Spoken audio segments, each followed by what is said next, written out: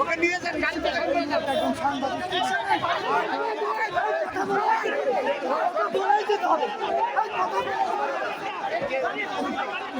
আমাদের অফিসিয়ালিস্টটা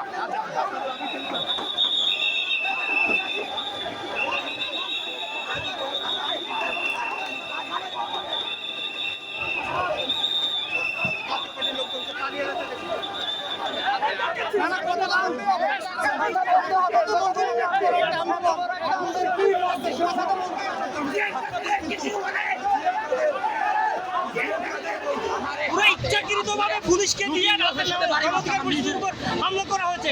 আমাদের প্রশ্ন হচ্ছে আসলে কারা ছিল হেলমেট পরিহিত, হলুদ হেলমেট পরিহিত, তাদের চিহ্নিত করে তাদের বিরুদ্ধে ব্যবস্থা নেওয়া উচিত। পুলিশ তাদেরকে কোনো ব্যবস্থা নেয় নাই, পুলিশের পিছন থেকে তারাই মূলত আগে হামলা করেছে।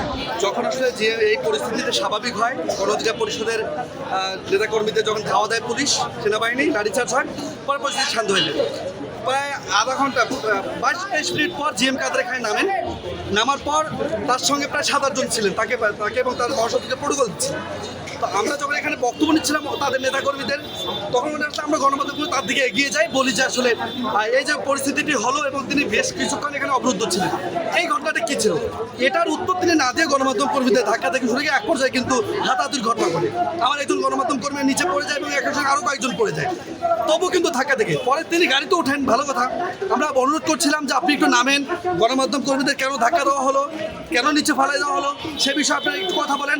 তিনি কিন্তু একদম রিল্যাক্সে চেয়ারের মধ্যে গাড়ির ভিতরে বসেছিল এবং তার যে ড্রাইভার তিনি একদম উদ্যুত্ত দেখিয়ে আমাদের গণমাধ্যম কর্মীরা সামনে দাঁড়িয়েছিল, বারবার গাড়িতে অনুরোধ করে অস্ত্র থামায়, তিনি ওনার গণমাধ্যম কর্মীর গাড়ি চাপা দিয়ে চলে যাচ্ছিল। এই জাতীয় পার্টি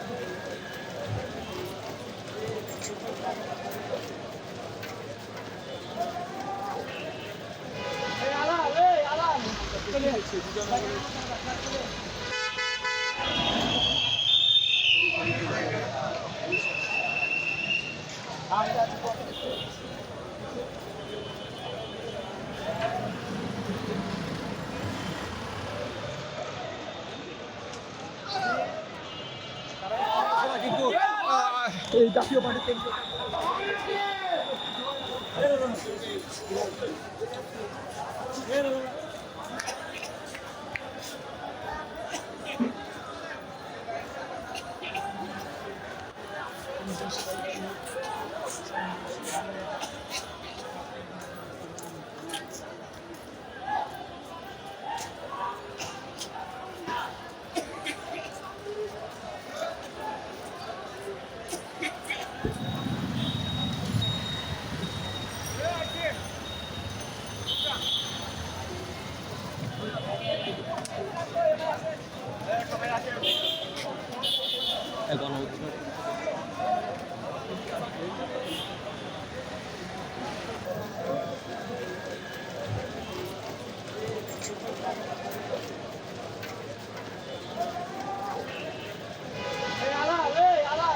চলে আসছে।